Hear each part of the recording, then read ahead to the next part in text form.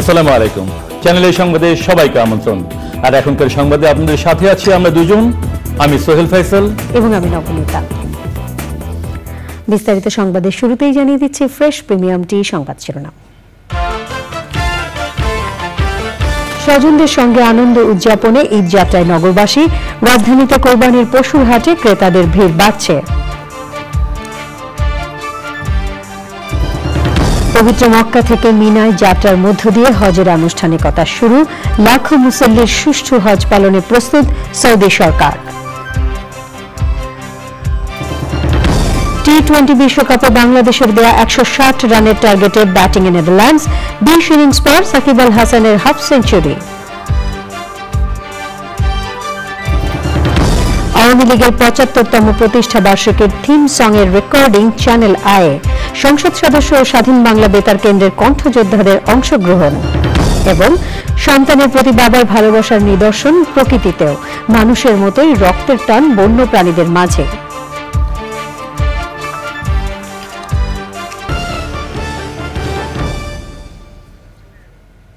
সংবাদ শিরোনামগুলো জানাচ্ছিলাম। এখনকার সংবাদ আয়োজন একই সঙ্গে চ্যানেল আইয়ের ইউটিউব চ্যানেল এবং চ্যানেল আইয়ের ওটিটি প্ল্যাটফর্ম আই স্ক্রিনে লাইভ স্ট্রিমিং হচ্ছে। যাচ্ছি পুরো সংবাদে। ঈদুল আজহা উপলক্ষে রাজধানীতে 20টি অস্থায়ী পশুর হাট বসেছে। এসব হাটে দেশের বিভিন্ন প্রান্ত থেকে কোরবানির পশু নিয়ে হাজির হয়েছেন ব্যবসায়ীরা। তবে হাটগুলো এখনো অনেকটা ক্রেতা শূন্য। দরদাম যাচাই করে বাজার চড়া বলছেন ক্রেতারা। শুক্রবার থেকে বেচাকেনা শুরু হবে বলে আশা করছেন ব্যবসায়ীরা, আরো জানাচ্ছেন সৈয়দ অদিত। আর 3 দিন পরেই মুসলমানদের দ্বিতীয় বৃহত্তম ধর্মীয় উৎসব পবিত্র ঈদুল আজহা। ঈদকে সামনে রেখে রাজধানীতে জমে উঠতে শুরু করেছে কোরবানি পশুর হাট। হাটে নির্দিষ্ট স্থান ছাড়াও সড়কের পাশেই পশু রাখছেন ব্যাপারীরা। হাটে ছোট ও মাঝারি গরুর সংখ্যাই বেশি। বড় গরুর দেখা মিললেও দাম বেশি হয় সেসব গরুর চাহিদা কম দেখা গেছে। গরুর দাম অন্যবারের তুলনায় এবার বেশি বলে দাবি করছেন ক্রেতারা। এটা বিক্রি করছি 99,000। ইনশাআল্লাহ আমার বাড়ির গরু, এটা লাভ ভালো মন্দ যেটা হোক আমার পালা গরু। দাম তুলনামূলক একটু বেশি, মানে ছোট গরুর মধ্যে হচ্ছে 1,50,000 40,000 এর নিচে আসলে ওনারা করতে চাচ্ছে না। বলতে কাস্টমার আসতেছে, দাম দেখতেছে, এখনো বেচাকেনা জমে ওঠেনি। তো আমরা আশা করতেছি আজ রাত থেকে এবং আগামীকাল পরশুর মধ্যে ইনশাল্লাহ বেচাকেনা ভালোভাবে জমে উঠবে। এই যে ষাঁড় নিয়ে এসছি 12টা, বলদ নিয়ে এসছি 12টা, 7টা 5টা ষাঁড় আছে। বলদ গরুগুলা 6টা বড় আছে, প্রায় 5 লাখ 5.5 লাখ টাকা দাম বলতেছে। এই হাটে 10 থেকে 15,000 গরু উঠবে। বেচা কিনা হ্যাঁ হালকা, মানে 2-1টা বেচা কিনা হচ্ছে। তবে দুপুরের পরে আমরা আশাবাদী যে ভালো বেচা কিনা হবে। মানিকগঞ্জের সিংড়া থেকে তেজগাঁও পলিটেকনিক গরু হাটে 16টি গরু এনেছেন একজন খামারি। ঈদকে কেন্দ্র করে সবগুলো গরু বিক্রি হওয়ার আশা তার। প্রতি বছরই রাজধানীর বিভিন্ন হাটে আমরা পাঠায় থাকি। তো এবারে আলহামদুলিল্লাহ আমার গরুগুলো অন্যান্য তুলনা বছরেতে এবারে গরুগুলো একটু বড়। তেজগাঁ হাটে এরকম বড় গরু একটা শুধু আছে। হাটে ব্যাপারীদের টাকার নিরাপত্তার স্বার্থে ব্যাংকের ভূত সহ জাল টাকা শনাক্তকরণ মেশিন বসানো হয়েছে। তেজগাঁও ছাড়াও মেরাদিয়া বাজার গরু হাটও জমে উঠেছে। সৈয়দ অদিত, চ্যানেল আই, ঢাকা। প্রিয়জনের সঙ্গে ঈদ উদযাপনে রাজধানী ছাড়ছে মানুষ। তবে প্রচণ্ড যানজট ও বৃষ্টির কারণে ভোগান্তিতে পড়তে হয়েছে ঘরমুখ মানুষকে। যাত্রীরা বলছেন যতই কষ্ট হোক ঈদ উদযাপন করাটাই তাদের কাছে মুখ্য বিষয়। শাকের আদনানের রিপোর্ট। ঈদের আগে শেষ কর্মদিবস বৃহস্পতিবার দুপুরের পর থেকেই রাজধানীর সদরঘাট লঞ্চ টার্মিনালে ঘরমুখ মানুষের ভিড়। দক্ষিণাঞ্চলগামী বহু মানুষ এদিন রাজধানী ছেড়েছেন। মিরপুর থেকে আমি এখানে আসছি, প্রায় আমার 4 ঘন্টা সময় নষ্ট হয়েছে। এখানে এসে লঞ্চ খুঁজতেছি, আসলে লঞ্চটা কোথায় আছে খুঁজে পাচ্ছি না। কষ্ট মানে 1.5 মাইলে অবস্থা, গরু বাজার দিয়ে নিয়ে সেবি দিয়ে আইছি। গাড়ি অল্প কতটুকু আয় আর গাড়ি আয় না। অনেক সময় লাগছে, 2টার সময় রওনা দিছি, এখন আসছি। তবে প্রচণ্ড যানজট ও বৃষ্টির কারণে চরম ভোগান্তিতে পড়তে হয়েছে যাত্রীদের। অনেকেই বারবার যানবাহন পরিবর্তন করে কেউ বা হেঁটে এসেছেন টার্মিনালে। প্রচুর জ্যাম রোডে। গুলিস্তানের জায়গাতে আমরা অনেকক্ষণ আবার 1 ঘন্টা খাড়িয়েছিলাম। যেরকম তো বৃষ্টি, রোডও জাম, আসতে পারি না। পরে দেখি লসও পাইম না, আর জাম আসতেই হবে। পরে ভিজে ঘুরিয়ে আসছি আর কি। পুরো আসলে ভিজে গেছে, আর যে জাম রাস্তায়। আনন্দ লাগতেছে বাড়িতে যাওয়ার জন্য, ঈদের জন্য বাড়িতে যেতে আনন্দ লাগতেছে। কষ্ট হইলেও বাড়িতে যাবো। বৃষ্টির কারণে যাত্রী আসতে পারতেছে না। চাপ নাই, তেমন কোনো চাপ নেই। গার্মেন্টস ছুটি হলে যাব হবে। ঈদের সময় ঘনিয়ে আসার সঙ্গে সঙ্গে টার্মিনালে ঘরমুখো মানুষের সংখ্যা বাড়বে বলে আশা করছেন সংশ্লিষ্টরা। Shakir Adnan, channel I, Dhaka. শুরু হয়ে গেছে হজের আনুষ্ঠানিকতা। বাংলাদেশ সহ সারা বিশ্বের লাখ লাখ মুসল্লির পবিত্র মক্কা থেকে মিনার দিকে যাত্রার মধ্য দিয়ে শুরু হলো এবছরের হজের আনুষ্ঠানিকতা। হজের মূল আনুষ্ঠানিকতা শনিবার। লাখ লাখ মুসল্লির সুষ্ঠু হজ পালনের জন্য সব ধরনের ব্যবস্থা নিয়েছে সৌদি সরকার। আরো জানাচ্ছেন চকর মালিথা।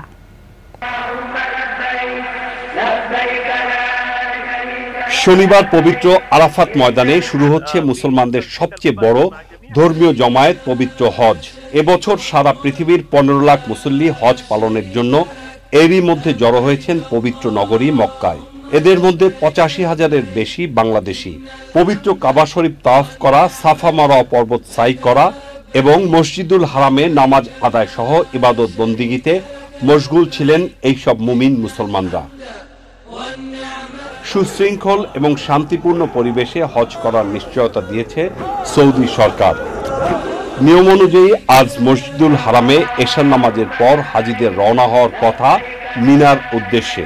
ভোগান্তি এড়াতে অনেকেই আসরের নামাজ আদায় করেই রওনা হয়েছেন কাবা শরীফ থেকে 9 কিলোমিটার দূরে মিনার উদ্দেশ্যে।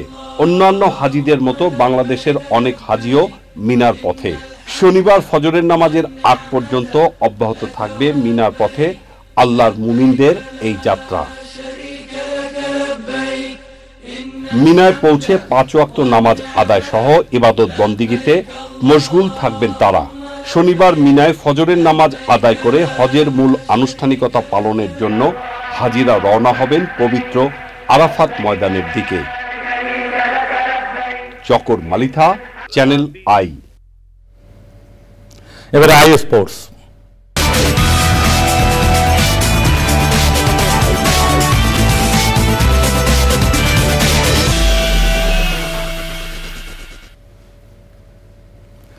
খেলাধুলার সব আপডেট নিয়ে আই স্পোর্টসে আছেন মিশু চৌধুরী।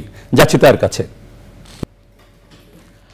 আগামী 23শে জুন বাংলাদেশ আওয়ামী লীগের 75তম প্রতিষ্ঠা বার্ষিকী উপলক্ষে শিল্পকলা একাডেমির তত্ত্বাবধানে একটি থিম সং করা হয়েছে। থিম সংটির রেকর্ডিং হয়েছে দেশের প্রথম ডিজিটাল বাংলা চ্যানেল, চ্যানেল আইতে। গৌরবোজ্জ্বল আওয়ামী লীগের রাজনৈতিক ভাবনা তুলে ধরে এতে কণ্ঠ দিয়েছেন সংসদ সদস্য, স্বাধীন বাংলা বেতার কেন্দ্রের শিল্পী ও বিশিষ্ট সঙ্গীত শিল্পীরা। বিস্তারিত জাকিয়া আক্তারের রিপোর্টে। উপমহাদেশের ঐতিহ্যবাহী ও প্রাচীন রাজনৈতিক দল আওয়ামী লীগের প্ল্যাটিনাম জয়ন্তী উদযাপিত হবে আগামী 23শে জুন। 1971-এর মহান মুক্তিযুদ্ধে নেতৃত্ব দানকারী দলটি নানা চড়াই উতরাই পাড়ি দিয়ে টানা চতুর্থবারের মতো সরকার পরিচালনায় ডিজিটাল বাংলাদেশ করে আজ স্মার্ট বাংলাদেশ গড়ার নেতৃত্বে। আওয়ামী লীগের গৌরব ও আনন্দকে ভাগাভাগি করে নিতে শিল্পকলা একাডেমির তত্ত্বাবধানে প্ল্যাটিনাম জয়ন্তী থিম সংয়ের আয়োজন। থিম সংটি করা হয় সংসদ সদস্য, স্বাধীন বাংলা বেতার কেন্দ্রের শব্দ সৈনিক, তারকা শিল্পী, বিশিষ্ট সঙ্গীত শিল্পী এবং শিল্পকলা একাডেমির শিল্পীদের কণ্ঠে। গানটি রেকর্ড করা হয়েছে চ্যানেল আই রেকর্ডিং স্টুডিওতে মিউজিশিয়ান ও সাউন্ড ইঞ্জিনিয়ার আজম বাবুর নেতৃত্বে। শুধু শিল্পীরা না, মোটামুটি সবাই গান গাচ্ছে। মাননীয় সংসদ সদস্যরা গান গেয়েছেন আপনার স্বাধীন বাংলা বেতার কেন্দ্রের সব আমাদের অলমোস্ট সিনিয়র যারা আছেন সবাই গেয়েছেন। সঙ্গীত শিল্পীদের সঙ্গে এক কাতারে কণ্ঠ মিলিয়ে আনন্দিত সংসদ সদস্যরা। আওয়ামী লীগের এই থিম সংটা করতে গিয়ে শুধু আওয়ামী লীগ ছাত্রলীগটাকেই মনে করতে পারছি না, আমার সেই ছাত্র জীবনে আমি চলে গেছি। 75 বছর পূর্তি উপলক্ষে আজকের এই আয়োজন আমি মনে করি যে চমৎকার একটি আয়োজন। এই থিম সংটি কেবল বাংলাদেশ নয়, জাতি হিসেবে, বাঙালি জাতি হিসেবে এটি আমাদের জন্য অসম্ভব গর্বের একটি বিষয়, অসম্ভব আনন্দের একটি বিষয়। থিম সংয়ে অংশ নিয়ে ইতিহাসের সাক্ষী হতে পেরে গর্বিত সঙ্গীত শিল্পীরাও। 75তম আওয়ামী লীগের জন্মবার্ষিকী যেমন বাঙালির কাছে একটা আনন্দ, তেমনি একজন শিল্পী হিসাবে আমার মনে হচ্ছে এটা একটি মহা আনন্দ। গানটি নতুন প্রজন্মের জন্য উচ্ছ্বাস বলবো। এটি এত রিদমিক হয়েছে, এত সুন্দর কথায়, কথার গাঁথনিটা খুব ভালো, সহজবোধ্য, আর সুরটাও খুব melodious is it? কবির বকুলের কথা ও সুরে 50 জন শিল্পীর অংশগ্রহণের এই থিম সঙ্গে সঙ্গীতায়োজন করেছেন কিশোর দাস। Zakia Akter, channel I, Dhaka. পরিবেশ, বন ও জলবায়ু পরিবর্তন মন্ত্রী সাবের হোসেন চৌধুরী বলেছেন, প্রবৃদ্ধির ধারাকে টেকসই করতে হলে পরিবেশ প্রকৃতি রক্ষায় গুরুত্ব দিতে হবে। বাংলাদেশের সবুজ প্রবৃদ্ধি অর্জন বিষয়ক ওয়ার্ল্ড ব্যাংকের নতুন প্রতিবেদনে বলা হয়েছে 2031 সালের মধ্যে উচ্চ মধ্য আয়ের দেশের রূপকল্প অর্জনে গ্রিন গ্রোথ ফ্রেমওয়ার্ক সহায়ক হবে। সবুজ অর্থায়নের জন্য সরকারি বেসরকারি অংশীদারিত্ব প্রতিষ্ঠায় শক্তিশালী ব্যবস্থার পরামর্শ দিয়েছে বিশ্বব্যাংক। আলিমান রাজির রিপোর্ট। পরিবেশ বান্ধব উপায়ে অর্থনৈতিক উন্নয়ন নিশ্চিতেই অর্জিত হবে টেকসই উন্নয়ন। এ নিয়ে framework for implementing green growth in Bangladesh বিষয়ে প্রতিবেদন প্রকাশ করেছে বিশ্বব্যাংক।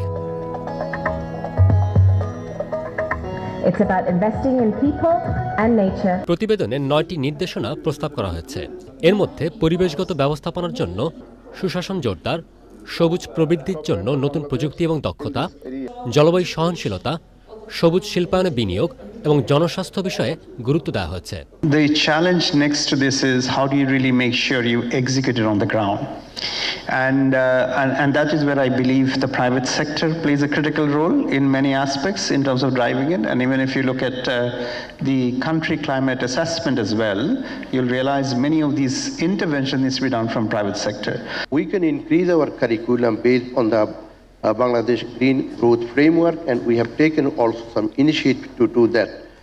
In a nutshell, I would like to say this is the preparedness of the academia, and academia would like to work with the industry, with the government and non-government organization. সবুজ প্রবৃদ্ধির কাঠামো বাস্তবায়নে সরকারি ও বেসরকারি খাত, উন্নয়ন অংশীদার এবং অন্যান্য অংশীদারদের সমন্বয়ে গুরুত্ব দেওয়া হয়েছে। Bangladesh has achieved remarkable economic growth and poverty reduction in the last decades. But it has also faced severe environmental pollution and health risk. Green growth can help reduce poverty and protect the environment at the same time.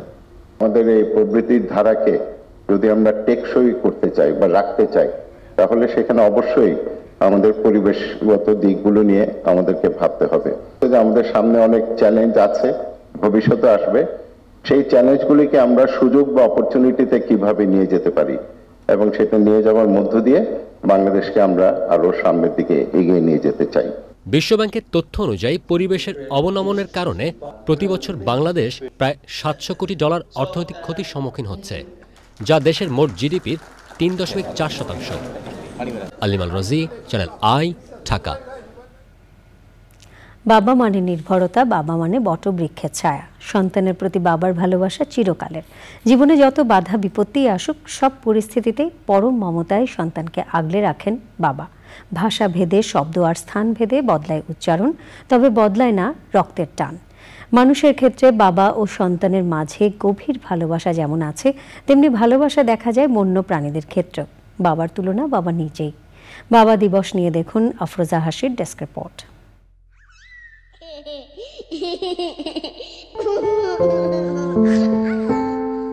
বাবার কাছে হাঁটতে শিখি, শিখি চলা বলা, সারাটা দিন কাটতো আমার জড়িয়ে তাল গলা। বাবা মানেই সব আবদারের জায়গা। সন্তানের জন্য এক পৃথিবী সমান দায়িত্ব কাঁধে তুলে নেন বাবা নামের বটবৃক্ষ। জীবনের সব রং, চাওয়া পাওয়া হাসি মুখে বিসর্জন দিতে পারেন বাবারাই। বাবার আদর্শ সন্তানকে ভালো মন্দের পার্থক্য বুঝতে শেখায়। পৃথিবীর সব বাবাদের প্রতি ভালোবাসা, সমর্থন, সম্মান এবং প্রশংসার জন্য বাবা দিবস পালনের প্রথম উদ্যোগ নেওয়া হয় 1908 সালে। যুক্তরাষ্ট্রের ওয়েস্ট ভার্জিনিয়ায় ফেয়ারমন্টে প্রথম 5 জুলাই দিবসটি পালন করা হয়। এরপর 1966 সালে যুক্তরাষ্ট্রের তৎকালীন প্রেসিডেন্ট লিন্ডন বি জনসন জুনের 3য় রোববারকে আনুষ্ঠানিকভাবে বাবা দিবস হিসেবে নির্ধারণ করেন। 1972 সালে প্রেসিডেন্ট রিচার্ড নিক্সন প্রতি বছর জাতীয়ভাবে বাবা দিবস পালনের রীতি চালু করেন। পৃথিবীতে একমাত্র মা বাবাই সন্তানকে নিঃস্বার্থভাবে ভালো উপলক্ষ।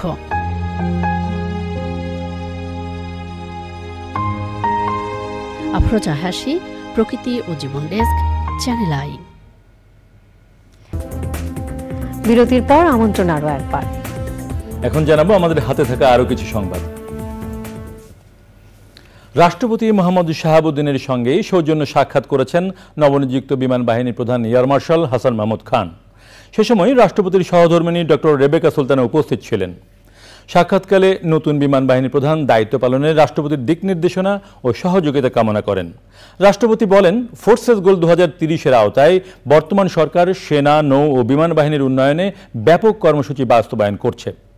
নতুন বিমান বাহিনী প্রধান এয়ার মার্শাল হাসান মাহমুদ খানকে অভিনন্দন জানিয়ে রাষ্ট্রপতি আশা প্রকাশ করেন তার নেতৃত্বে বাংলাদেশ বিমান বাহিনী আগামীতে আরও এগিয়ে যাবে। সাক্ষাৎকারে বঙ্গভবনের কর্মকর্তারা উপস্থিত ছিলেন।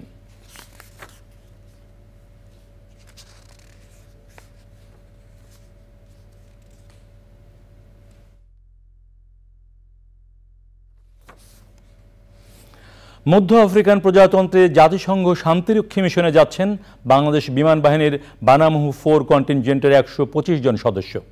এ উপলক্ষে দিক নির্দেশনামূলক বক্তব্যে মধ্য আফ্রিকান প্রজাতন্ত্রগামী কন্টিনজেন্ট সদস্যদের সততা, পেশাদারিত্ব, আন্তরিকতার সাথে দায়িত্ব পালন করে দেশের সুনাম অক্ষুণ্ণ রাখার আহ্বান জানান বিমান বাহিনী প্রধান এয়ার মার্শাল হাসান মাহমুদ খান। পরে সবাইকে নিয়ে মোনাজাতে অংশ নেন বিমান বাহিনী প্রধান। অনুষ্ঠানে ছিলেন বিমান বাহিনীর প্রিন্সিপাল স্টাফ অফিসার, ঢাকায় এয়ার অধিনায়ক এবং বিমান সদর ও ঘাঁটির ঊর্ধ্বতন কর্মকর্তারা। বর্তমানে বাংলাদেশ বিমান বাহিনীর সমরাস্ত্র ব্যবহার সক্ষম এবং নাইট ভিশন প্রযুক্তিতে সমৃদ্ধ 3টি MI-171 হেলিকপ্টার এবং বিভিন্ন গ্রাউন্ড সাপোর্ট ইকুইপমেন্ট মধ্য আফ্রিকান প্রজাতন্ত্রে জাতিসংঘ শান্তিরক্ষী মিশনে নিয়োজিত আছে।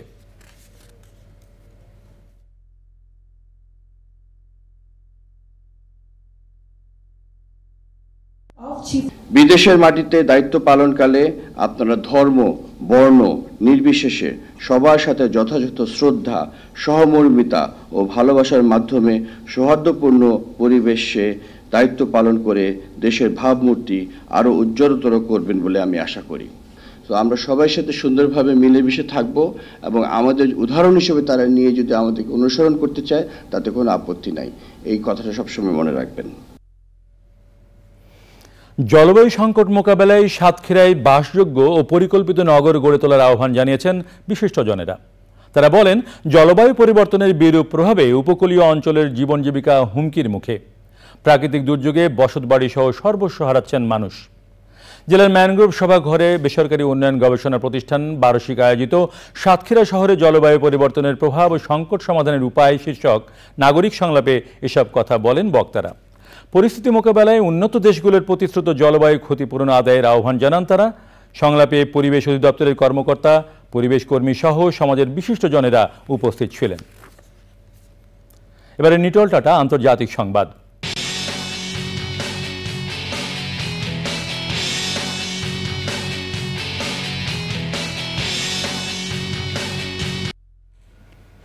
গাজায় 3 স্তরের যুদ্ধবিরতি প্রস্তাবের মধ্যে ইসরায়েলি হামলায় 24 ঘন্টায় 30 ফিলিস্তিনি নিহত হয়েছে, যার মধ্যে গাজার নুসাইরাত শরণার্থী শিবিরে 2টি ভবনে হামলায় 5 জন নিহত এবং 17 জন আহত হয়েছে। গাজার স্বাস্থ্য মন্ত্রণালয় বলছে, যুদ্ধের 250 দিনে 15,694 শিশু মারা গেছে এবং 17,000 শিশু তাদের অভিভাবক হারিয়েছে।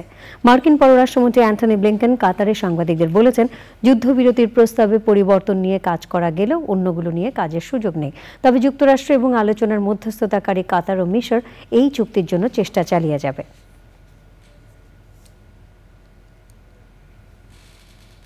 আই স্ক্রিন সাংস্কৃতিক সংবাদ।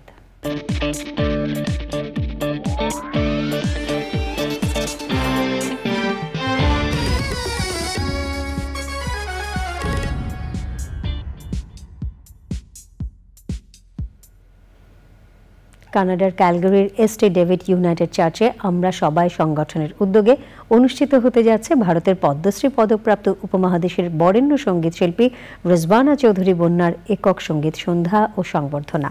এ উপলক্ষে আমরা সবাই সংগঠনটির ক্যালগারির একটি রেস্টুরেন্টে সংবাদ সম্মেলন করে। এ সময় উপস্থিত ছিলেন সংগঠনের সভাপতি রূপক দত্ত, সহ-সভাপতি জয়ন্ত বসু, উপদেষ্টা গোপাল সেন, অনিন্দ পাল, অয়নচন্দ্র সহ অন্যরা। সংবাদ সম্মেলনে লিখিত বক্তব্য পাঠ করেন জয়ন্ত বসু।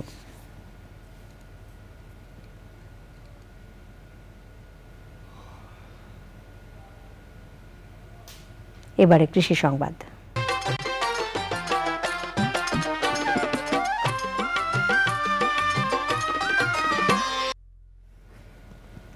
রাঙ্গামাটিতে কোরবানির পশুর হাট জমে উঠেছে। পাহাড় থেকে শত শত গরু আনা হয়েছে সমতলে। পাহাড়ি গরুগুলো মোটা তাজা হওয়ায় কোনো ওষুধ প্রয়োগ করেন না খামারিরা। মাদারীপুরের শেষ মুহূর্তের গরু পরিচর্যায় ব্যস্ত খামারিরা। এবছর জেলায় কোরবানির চাহিদা পূরণের পরও উদ্বৃত্ত থাকবে পশু। এবারে প্রকৃতি সংবাদ।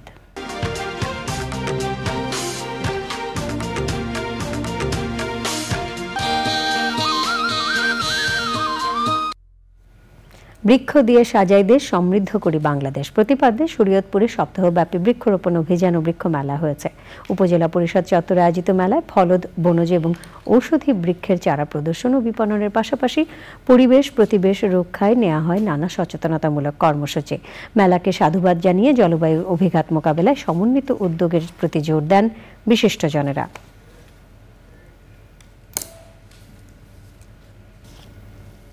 কোরবানির পশুর চামড়া এবং কাঁচা বা রান্না করা মাংস মেট্রো রেলে বহন করা যাবে না।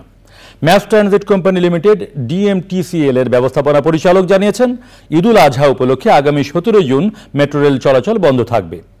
এখন থেকে শনিবার ছাড়া সব সরকারি ছুটির দিনে ট্রেন চলাচলের নতুন সময় নির্ধারণ করা হয়েছে।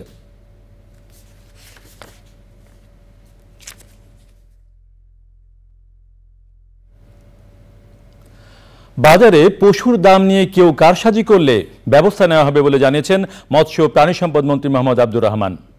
মিঠাপানির মাছ আহরণে বাংলাদেশের তৃতীয় থেকে দ্বিতীয় অবস্থানে উত্তোলন করায় আয়োজিত সংবাদ সম্মেলনে মন্ত্রী আরও বলেন, কোরবানির পশুর চাহিদা 1,07,00,000, সরবরাহ আছে 1,30,00,000।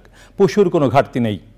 চাহিদা ও সরবরাহের ভারসাম্যের মাধ্যমে বাজারে দাম নির্ধারণ হয়। দাম নির্ধারণ করা মন্ত্রণালয়ের কাজ নয় বলেও মন্তব্য করেন মন্ত্রী। বাংলাদেশ প্রকৌশল বিশ্ববিদ্যালয়ের 19টি ভবনের ছাদে বসানো হয়েছে সৌর বিদ্যুৎ প্যানেল। এতে গড়ে 3.5 মেগাওয়াট বিদ্যুৎ পাওয়া যাবে, যা ক্যাম্পাসের চাহিদার 10 ভাগ পূরণ করবে। বুয়েটের কাউন্সিল ভবনে আয়োজিত এক অনুষ্ঠানে বুয়েট রুফটপ সোলার প্রকল্পের উদ্বোধন করা হয়। এতে আর্থিক এবং পরিবেশগত সুবিধা নিয়ে আসবে বলে আশা করছে বুয়েট কর্তৃপক্ষ। উদ্বোধনী অনুষ্ঠানে বুয়েটের উপাচার্য সত্যপ্রসাদ মজুমদার সহ অন্যরা উপস্থিত ছিলেন।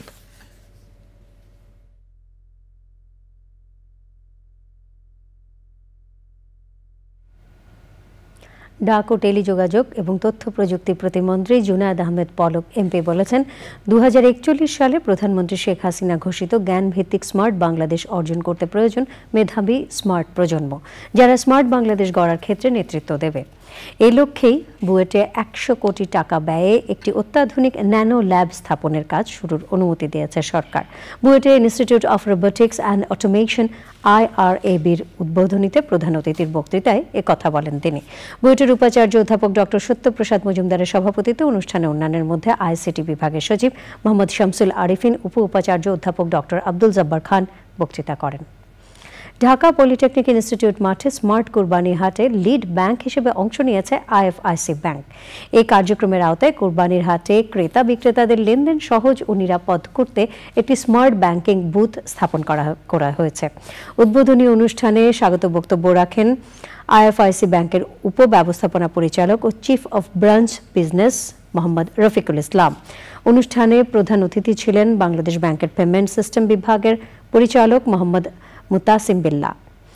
এই স্মার্ট বুথ থেকে অ্যাকাউন্ট খোলা, তাৎক্ষণিকভাবে ডেবিট কার্ড ইস্যু করা, fund transfer, cash deposit, ATM সুবিধা, জাল নোট শনাক্তকরণ সহ বিভিন্ন ব্যাংকিং কার্যক্রম পরিচালনা সম্ভব হবে বলে জানান সংশ্লিষ্টরা। সংবাদে আবারও নিয়ে নিচ্ছি বিরতির পর আপনাদের সাথে আছি চ্যানেল আই সংবাদ নিয়ে। এখন জানাবো সংবাদের বাদবাকি অংশ। Women's federation for world peace বাংলাদেশের বার্ষিক কর্মসূচি গ্রিন ফেস্ট ক্যাম্পেইনের অংশ হিসেবে আমেরিকান ইন্টারন্যাশনাল ইউনিভার্সিটি AIUB-তে youthful roots planting harmony for tomorrow শিরোনামে বৃক্ষরোপণ কর্মসূচি ও সবুজ নিরাপদ পরিবেশ সম্পর্কে সচেতনতামূলক সেমিনার হয়েছে। টেকসই বাংলাদেশের জন্য বৃক্ষরোপণ এবং পরিচর্যার প্রতি যুব সম্প্রদায়কে উদ্বুদ্ধ করতে বিভিন্ন বিশ্ববিদ্যালয়ের শিক্ষার্থীদের মাঝে সচেতনতামূলক কার্যক্রম পরিচালনা করবে women's federation for world piece Bangladesh. বাংলাদেশে নিযুক্ত ভুটানের রাষ্ট্রদূত রিনজেন কোয়েন্ট সেল, এটুয়ার প্রোগ্রাম বিশেষজ্ঞ মানিক মাহমুদ, AIUB-র সাবেক ভিসি, সংগঠনের সভাপতি মেহরিন মাহমুদ সহ বিশিষ্টজনেরা উপস্থিত ছিলেন।